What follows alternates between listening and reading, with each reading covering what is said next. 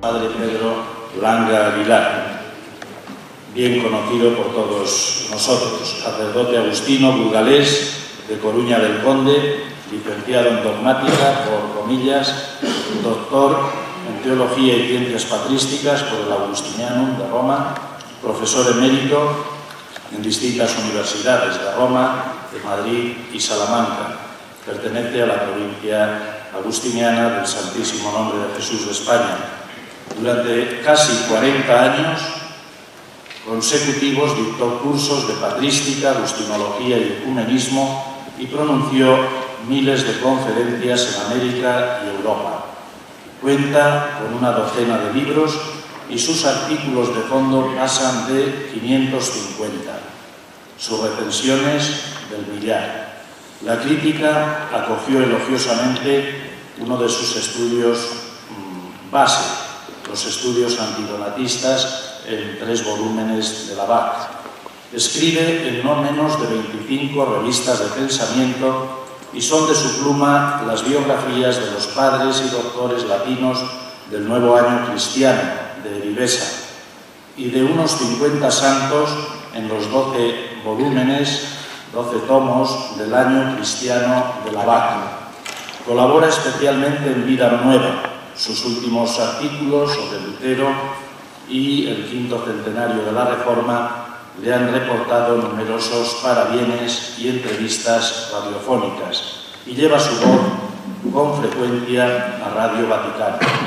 Desde hace 4 años viene impartiendo clases radiofónicas de patrística en Radio de la Paz y desde 2016 mantiene un espacio semanal en Radio Paz, Miami, Florida, sobre teología, espiritualidad, agustinología. Actualmente lleva su pluma a 2 portales digitales, Equipo Ecuménico Sabiñánigo y Religión Digital, donde también tiene un blog que es muy seguido.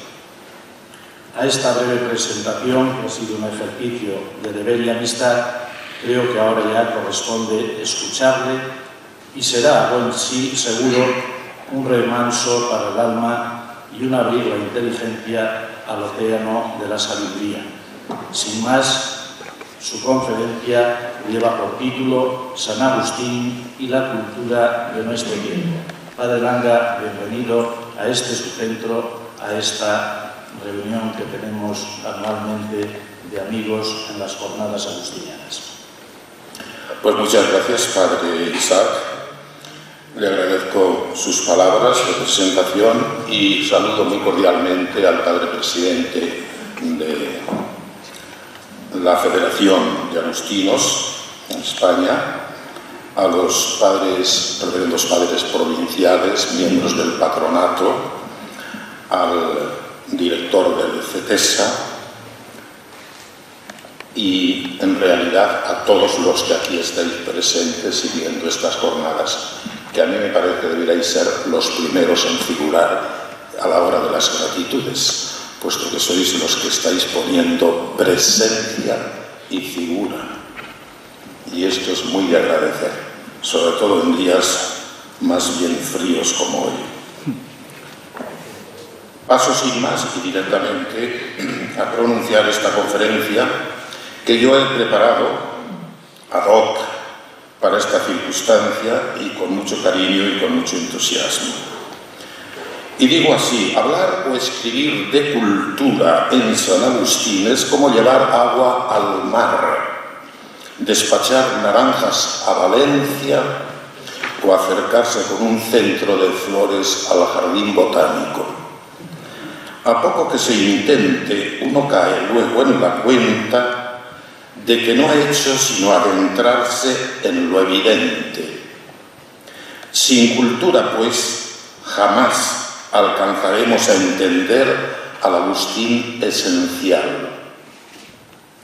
Su espíritu se nos hará del todo inaccesible y, por obligada consecuencia, resultará de igual modo inalcanzable cuanto de él provenga, en él se apoye o hacia él empuje. Muchas son las ideas del saber humano que en él se inspiran.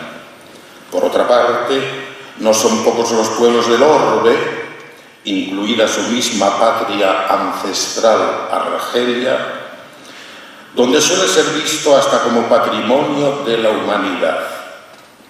Su palabra, sabiduría e interpretación discursiva siguen constituyendo el lenguaje ideal para transmitir en este mundo globalizado un caudaloso aporte de valores objetivos y una robusta y bien pensada teología, la suya, lograda síntesis de caridad y verdad, fe y razón, religión y entendimiento, libertad y convivencia. No cometeré yo aquí la avilantez de afirmar que todo cuanto declare San Agustín es como si lo hubiera dicho Blas, pero tampoco se me pida que me quede impasible ante la primera sandez que contra él largue cualquier tarugo de la acera del frente. Sería tanto como llamar patos a lo que es logos. Digo pues que su fecundo quehacer podría interpretarse como sutil absorción de realidad de cuanto fue encontrando por la vida, que luego él transmutó con sagacidad y prudencia, también felino golpe de vista, en teología perenne. Viva imagen evangélica la suya, esa del dueño de una casa que saca de sus arcas lo nuevo y lo viejo. Pronto a evangelizar la cultura e inculturar el Evangelio, logró, como tal vez ninguno de sus contemporáneos, hacerse con una verdadera apropiación crítica y selectiva de los elementos culturales más dispares, hasta quedarse él mismo convertido en su más alta expresión. Afrontó los desafíos de entonces procurando armonizar, ya digo, fe y razón, y el esfuerzo desde luego le salió redondo. Evangelizar e inculturar son verbos que en él se dan la mano. Cierto es que para que se produzca la genuina inculturación habrá que empezar por evangelizar la misma cultura. Y a ello precisamente vino en 1987 la Comisión Teológica Internacional en su documento Fides et Inculturatio. Pero es no menos verdad que el Evangelio accede a la cultura, la analiza, la purifica y la trasciende toda. Y esto suena a San Agustín clavado. A primeros de abril de 2001, Argelia celebró el primer coloquio internacional sobre San Agustín bajo el lema Augustinus Afer, Centralisten, Africanité et Universalité. Constituyó un acontecimiento político, diplomático y científico sin precedentes. Aspiraban sus organizadores a contribuir al diálogo entre las civilizaciones, bajo cuyo signo giró dicha cumbre, precisamente celebrada en el Año Internacional del Diálogo entre las Civilizaciones, decidido por la ONU. La iniciativa había partido en realidad en 1999 del entonces presidente argelino Abdelaziz Bouteflika, quien luego comunicó la idea y propuso cooperar en ella al jefe de la diplomacia suiza, señor Joseph Dens. El proyecto, por lo demás, no hubiera podido salir a flote de no haberse comprometido también el señor Abdelmajid Meciane, presidente del Alto Consejo Islámico. Con la Universidad de Friburgo se sumó a los actos el Instituto Patrístico Augustiniano. Africanidad y universalidad son los dos grandes ejes del evento. Con la africanidad se pretendió reponer al gran Agustín en su dimensión temporal y cultural, es decir, en su África romana, profundamente impregnada de la herencia lírico-númida. Un lugar, por tanto, cuya definición no se limita a lo meramente geográfico, sino que es también cultural, en la medida que en el África del Norte de aquel tiempo la cultura romana y la lengua latina se superpusieron a un sustrato númida y lírico y púnico que conforma el humus del que surgió este coloso de la cultura y del pensamiento cristiano que es nuestro Padre. Universalidad, en cambio, estrechamente ligada al primero, subrayó aspectos de la extraordinaria influencia del autor de las Confesiones a través de los siglos. En San Agustín fue posible, gracias a su colosal capacidad de afrontar al fin de la antigüedad las más altas cuestiones del corazón, del espíritu y del alma, dando además a tales temas respuestas de las cuales algunas hablan todavía a este siglo XXI, sean cualesquiera su ambiente sociocultural y sus tradiciones religiosas. Para redefinir hoy lo religioso puede ayudar mucho San Juan Pablo II con sus discursos a la ONU en 1995 y a la UNESCO en 1980.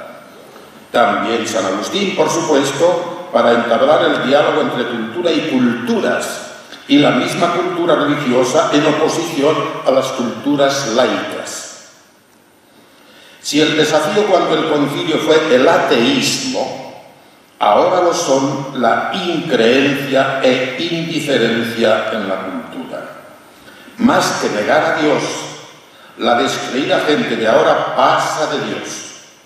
No se le rechaza, se le olvida. El gran reto para la Iglesia actual, por tanto, es de naturaleza cultural. Y San Agustín aquí, con su palabra de caridad en la verdad y de verdad en la caridad, resulta lograda síntesis del ayer al servicio del mañana. Augustinus Acer es título que planeó en el Congreso Argelino dicho. Augustinus lo emplearon sus familiares de África y los numerosos corresponsales del imperio para denominar al hijo de Mónica la Númida. Afer, en cambio, se lo atribuyó el propio Agustín en la respuesta al obispo donatista Petiliano: Afer sum, soy africano. San Agustín, como se ve, afirmó su africanidad, curiosamente, no en la lengua autóctona que perdura hasta en el Tamazigh de nuestros días, sino en el materno latín, aquella bella lengua que él mismo supo ilustrar en todos los registros y tonalidades, que manejó con extraordinaria maestría y que habría de conferir a su obra perennidad y universalidad. La importancia del evento, así todo, no provino tanto de las actas luego publicadas, cuanto de haber involucrado en él al mundo musulmán mediante el presidente argelino y el Alto Consejo Islámico de Argelia. Ahora que el Magreb anda tan revuelto, consuela saber que algunos círculos religiosos altamente cualificados del mismo, de Argelia sobre todo, país con el 98% de confesión musulmana, no se olvide, saben reconocer en San Agustín al más célebre representante de la Iglesia Católica y de la literatura religiosa de lengua latina, al arquitecto, a través de su carrera literaria, de un Partenón literario, al ilustre Númida, en fin, hoy ciudadano de la humanidad entera, al más grande maestro después de los apóstoles de la Iglesia Católica. Suele definirse la cultura como el conjunto de rasgos distintivos, tanto espirituales como materiales, intelectuales y afectivos, que caracterizan a una sociedad o un grupo social. Van quedando atrás los tiempos en que filosofía y teología predominaban casi excluyentes en el estudio de las cosas del espíritu. Hoy, en cambio, depende este no solo de los juicios filosófico-teológicos, sino también de las ciencias positivas y muy en concreto de la antropología, de las ciencias antropológicas. Es frecuente que los antropólogos entiendan su saber como la máxima versión intelectual del conocimiento de las cosas humanas y consideren el tema de los valores desde la perspectiva antropológica. Así es como surge el relativismo cultural o culturalismo. La moderna teología necesita, pues, que vengan junto a la filosofía las llamadas ciencias humanas a echarle una mano para responder a ¿qué es el hombre? Pregunta esta siempre cuestionadora. Nuestro humanismo, dijo ya Pablo VI en tiempos del concilio, deviene cristianismo y nuestro cristianismo se hace teocéntrico. Al mismo tiempo que debemos afirmar, para conocer a Dios es necesario conocer al hombre. La resonancia de la plegaria agustiniana, oh Dios, siempre el mismo, conózcame a mí, conózcate a ti, es nítida, lo mismo en este análisis montiniano que en tantos de Juan Pablo II, cuya inquietud cultural cristalizó en la creación el 25 de marzo de 1993 del Consejo Pontificio de la Cultura y posteriormente al publicar su célebre encíclica Fides et Ratio. Los clásicos mantienen en todo momento ese halo de interés indeclinable y de importancia metahistórica. Sus escritos, por eso, acaban insinuando más de lo que dicen. En realidad, ni envejecen ni desaparecen. Necesitan, eso sí, ser adaptados, pero no arrumbados, reinterpretados, mas nunca omitidos. Piden hondura de trato en vez de superficialidad de palabra. Y San Agustín es un clásico, y además padre y doctor de la Iglesia, quizás el más grande. La cultura, en definitiva, se reduce a humanismo.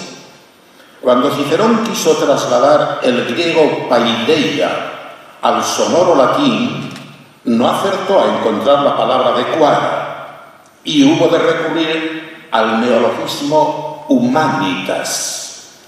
Lo malo es que al final tampoco hizo fortuna en los ambientes latinos y acabó significando de modo exclusivo la filantropía del griego. Perdió en latín así humanitas como sinónimo de cultura, ciertamente, pero en contrapartida mantuvo hasta hoy numerosas derivaciones como humanidades, humanismo, humanidades clásicas, que nos recuerdan el primitivo contenido cultural de la humanitas ciceroniana.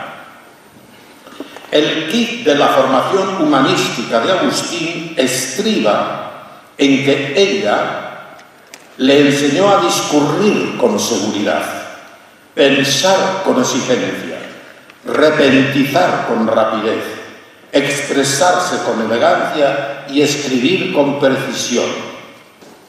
Aquellos estudios de gramática y de retórica fueron despertando su aguda inteligencia hasta la orquestación de recursos estilísticos y doctrinales propios de un genio singular como el suyo. Obras como la doctrina cristiana evidencian que la cultura y literatura del antiguo clasicismo fueron oportunamente adaptadas a la cristiandad de los siglos IV y V en una pedagógica lectura de lo que hoy se entiende como signos de los tiempos y señala en las ciencias o artes liberales un medio para admirar las bellezas del camino y un vehículo para llegar hasta Dios. Entendida por él como amor a la sabiduría, la filosofía se identifica con la verdadera religión en esa inteligencia de lo que andando el tiempo se llamará teología. Ni persigue otro fin la verdadera y auténtica filosofía, escribe oportuno el santo, sino en enseñar el principio sin principio de todas las cosas. Lo que hace falta saber es de qué manera San Agustín pueda influir en la cultura posmoderna. Tal vez el más grave problema de hoy sea encontrarnos de pronto frente a un mundo sin alma, para cuyo devenir, pese a todo, nuestro autor brinda una solución centrada en el tema radical del hombre y Dios. Habrá que hacerse, pues, a la vela por los mares de su antropología humanista y teocéntrica. A la postre, cuestión de admitir o rechazar la fe, ser o no ser en Cristo. Aquellos, los paganos, dirá San Agustín, ven con los ojos de la carne la vanidad. Nosotros, en cambio, vemos con los ojos del corazón la verdad. Entre materia y espíritu, por tanto, ojos de la carne y ojos del espíritu, vanidad y verdad, anda la diferencia. De cualquier clásico al que se pretenda traer a nuestros días, lo primero que urge es conocer sus reglas de juego en la fijación de criterios culturales. De modo que cuanto se aparte de la ética y en vez de llevar a Dios de él retraiga o distraiga, para el Lipona debe ser relegado. No es cultura, sencillamente. El orden, precisa con axiomático acento, es el que, guardándolo, nos lleva a Dios. Y si no lo guardamos en la vida, no lograremos elevarnos hasta Él. De análogo modo, la cultura, si es tal, eleva y arrastra hacia lo noble, lo sublime, lo grande, lo bello, lo divino. Sin ella será difícil elevarse hasta Dios. Quien reprueba toda filosofía condena el mismo amor a la filosofía y a la sabiduría. Reprobar, pues, toda cultura supone condenar el mismo amor a la cultura.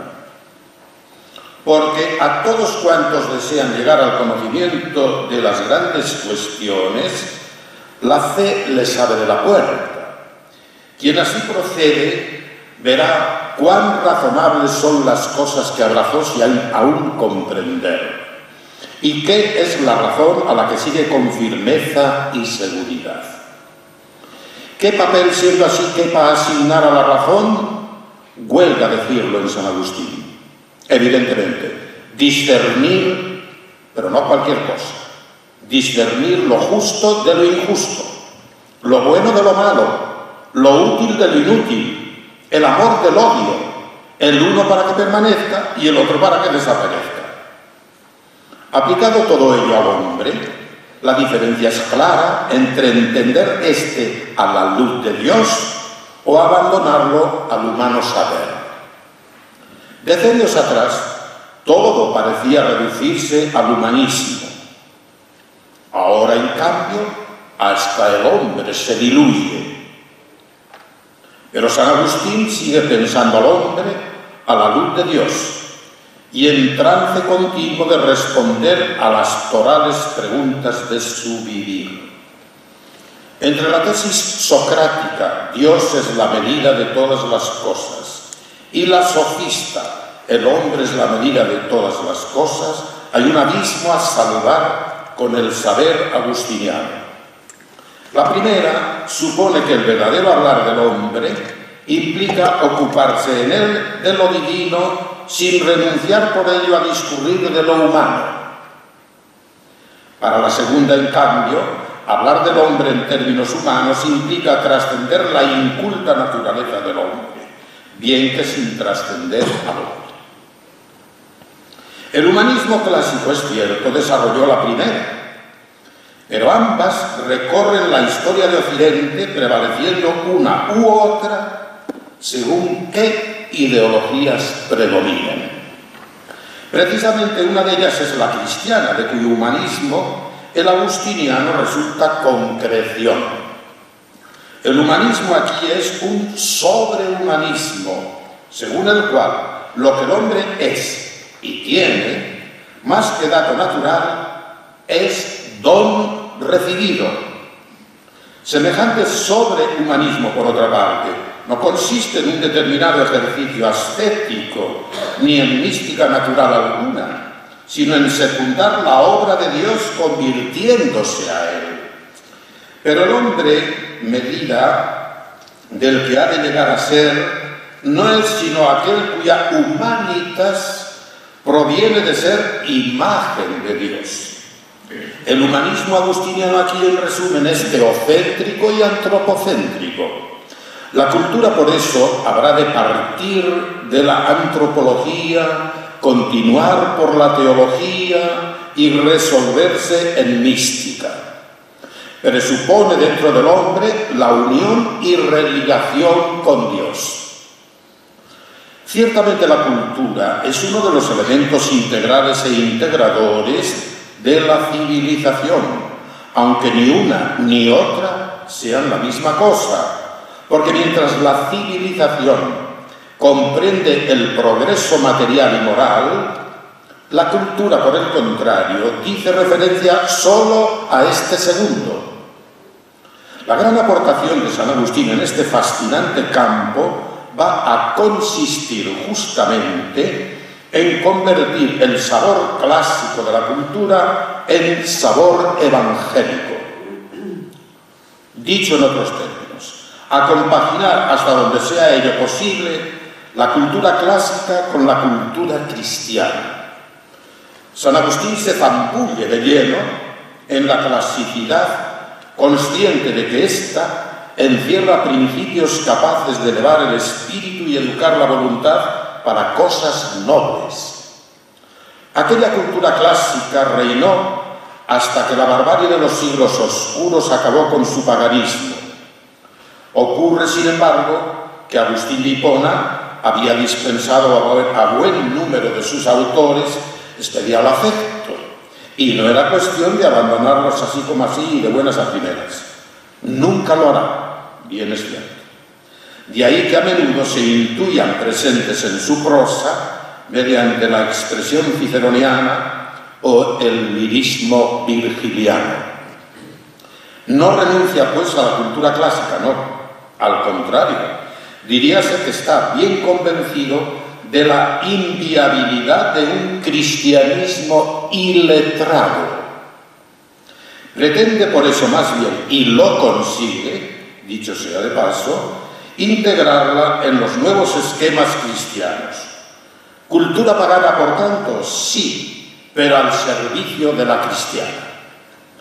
Suele afirmarse que formó una filosofía al servicio del cristianismo, salvando cuanto de más valioso presenta aquel saber con sabor profano que, de otro modo, sería rechazable sin contemplaciones por pernicioso e inútil.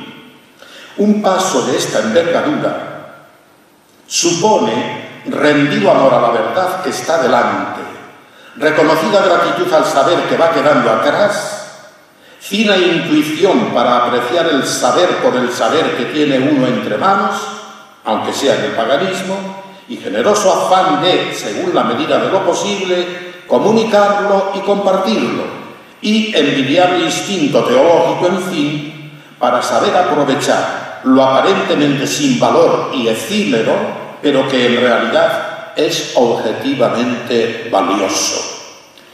La actualidad de un método así es clarísima.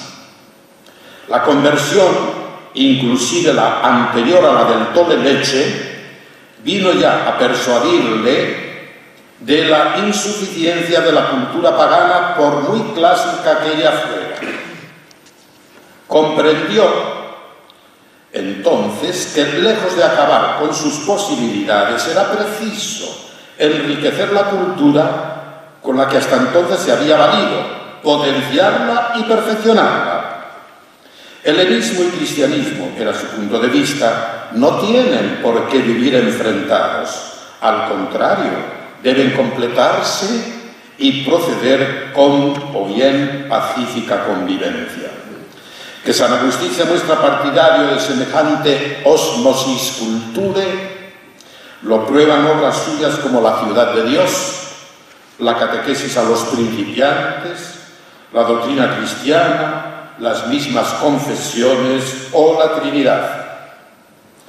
No pretendió el Vaticano II crear una cultura específica del catolicismo. Animó más bien a infundir el suplemento de alma que el mundo necesita y a desarrollar la cultura de tal manera que cultive equilibradamente a la persona humana íntegra y ayude a los hombres en las tareas a cuyo cumplimiento todos y de modo principal los cristianos están llamados. En este sentido, San Agustín fue pragmático de puro intuitivo. Trató de vivir lo aprendido al calor de la fe robustecida mediante el diario contacto con las Sagradas Escrituras. Basó la verdadera filosofía en comprender la divina palabra, en comunicar la inteligencia spiritualis. De ahí su afán evangelizador e inculturador con el menesteroso mundo de los demás.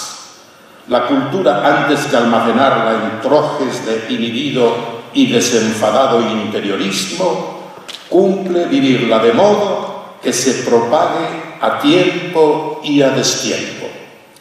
Aplicada la levadura del Evangelio a la masa de la antigua cultura clásica, consiguió el fermento de esa plausible síntesis fe-cultura de la que San Juan Pablo II dijo que no es sólo exigencia de la cultura, sino también de la fe, ya que, proseguía el Papa Wojtyła, una fe que no se hace cultura es una fe que no ha sido ni plenamente acogida, ni totalmente pensada, ni plenamente vivida.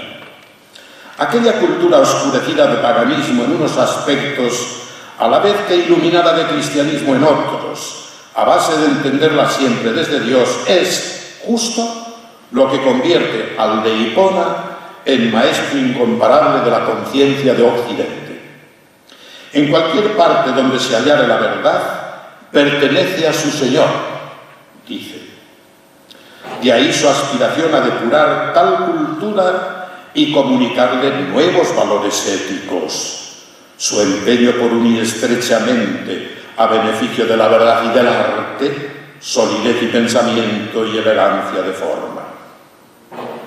Secundado el consejo del doctor de la Gracia, vale la pena que apostemos por el hombre vertical, ese que persigue las cosas nobles y rehúye los empobrecedores dictámenes de la horizontalidad.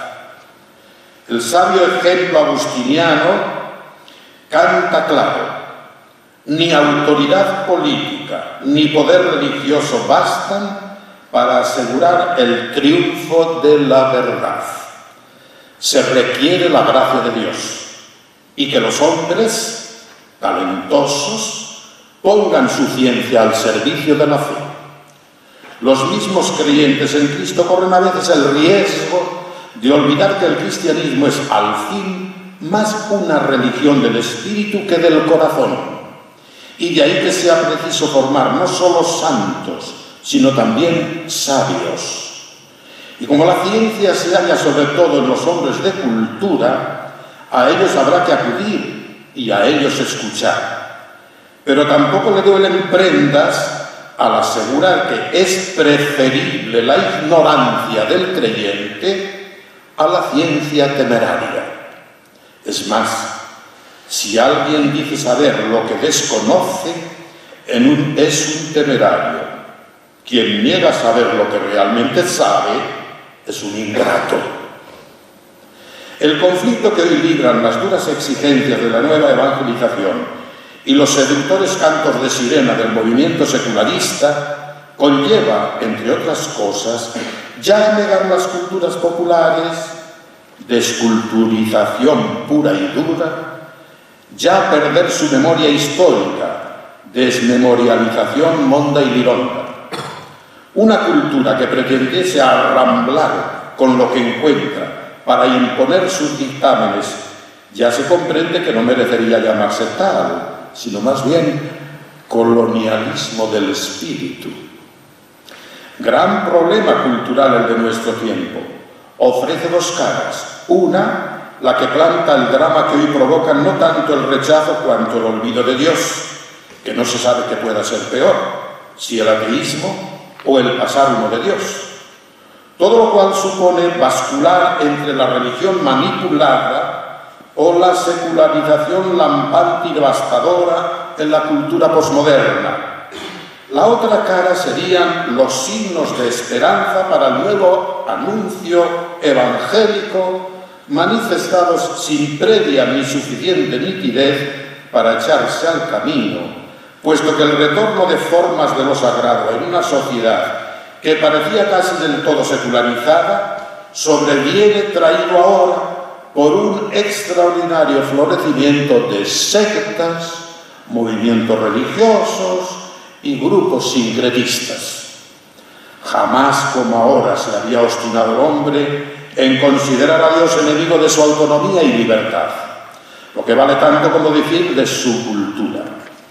A falta de ese Dios íntimo de la interioridad agustiniana, el hombre cada vez más oprimido y vacío recurre a los ídolos de sus manos, a esa, diríase, cultura de la desmemoria o sin cultura, que en modo alguno, claro es, les salvan de sus caídas ni de sus yerros. A tanto llega ya la aberración que no faltan quienes pretenden hacer pasar como cultura nada menos que el mare magnum de confusas y extrañas ideas, el heteróclito y variopinto mundo de culturas que por doquier pululan ahora sin canon, ni regla, ni franquicia, ni sistema. Para un autor cuyo repertorio literario cuenta con una obrita titulada El orden, como es el caso de San Agustín, no parece que semejante dislate lleve camino de buen puerto. Precisamente en ese mismo escrito nos deja esta sublime idea, programa toda ella de terapia en el asunto a que aludo. La causa principal de este error es que el hombre se desconoce a sí mismo. Para conocerse necesita estar muy avezado a separarse de la vida de los sentidos y replegarse en sí mismo y vivir en contacto consigo mismo. Y esto lo consiguen solamente los que o cauterizan con la soledad las llagas de las opiniones que el curso de la vida ordinaria imprime en ellos, o las curan con la medicina de las liberales. También hoy, como cuando San Agustín, vivimos tiempos de decadencias imperiales y desencantos políticos, de cambio de época, de mucho ruido y poco silencio, de muchas prisas y poco fondo interior. La dispersión conduce a la faciedad, el capricho al desorden, el descontrol al pillaje ideológico. Para San Agustín es incuestionable que la fuente de toda religión y de toda cultura es Dios. El diálogo fe-cultura tan actual pasa necesariamente en San Agustín por el diálogo evangelio-cultura como acicate a la perenne fecundidad de la verdad incultural. En efecto, la frecuente manipulación del lenguaje, las servidumbres al poder en los medios de comunicación, el torcido deseo de atenerse a la mentira en vez de a la verdad, el fácil acceso a los medios de transporte y los frecuentes viajes turísticos y de negocio a cualquier rincón del planeta, la era de la informática y de la comunicación virtual, la piratería informática y el control de masas ejercido con mando a distancia por oligarcas y dirigentes sin escrúpulos, y en fin, las mafias organizadas en la propaganda y 100 subsiguientes etcéteras que se pudieran añadir ahora, han contribuido y siguen contribuyendo a un crucial confusionismo en este campo. Una iglesia y una sociedad sin cultura se autodestruirían. Sigue San Agustín recordándonos que la esencial distinción entre los humanos consiste, a la postre, en los criterios al ajustarse a los dictámenes de la trascendencia. Es posible que se nos antoje muy exigente. En realidad es absolutamente objetivo. Lo primero que la cultura en cuanto a cuestión antropológica evidencia es la relación hombre-Dios, argumento toral del agustinianismo perenne. El hombre, imagen divina, a quien Dios encomienda señorear sobre el cosmos, tiene ante sí el reto de ser cada día agricultura de sí mismo, mejorando el entorno. Lo mejor del hombre, pues, está en la cultura y a la inversa. El hombre termina siendo evangelio, es verdad, pero empieza por ser primero cultura. Entre fideísmo y racionalismo, azotes del momento cultural imperante, tercia la sabia norma agustiniana del crede ut intelligas y del intellige ut credas. No hemos de olvidar que la cultura implica una totalidad de expresiones del humano en usos, costumbres, tradiciones y valores que acompañan a la lengua, pero no se identifican con ella. Sin la cultura no es posible la nación ni el hombre.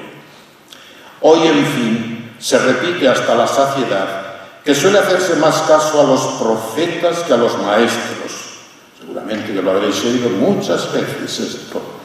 Incluso se lo han querido adjudicar a San Juan Pablo II. Pues no, mire usted, déjese usted de ir tan lejos a Polonia y quédese en Italia. Lo avanzó Pablo VI en el Evangelii Nunciandi. Pero en su día lo patentó San Agustín. Y ya se sabe que Pablo VI quería mucho a San Agustín. San Agustín llegó a decir esto: para que al orador se le oiga obedientemente, más peso tiene su vida que toda cuanta grandilocuencia de estilo posea. Nuestro autor tiene páginas memorables en la ciudad de Dios sobre la pluralidad de pueblos y el progreso de las naciones. Sus palabras resuenan todavía en los foros más autorizados con el timbre de su primera elocución. Dos amores dieron origen a dos ciudades. El amor de sí mismo hasta el desprecio de Dios, la terrena. Y el amor de Dios hasta el desprecio de sí, la celestial. Ambas reclaman, cada una por su parte, cultura propia. Ahora bien, ¿qué pueda entenderse por cultura en la ciudad de Dios y qué en la ciudad del hombre? He ahí la perenne lección del hiponense. Contender en palabras, dice él, es no procurar que la verdad venza al error, sino que tu lenguaje se prefiera al del otro.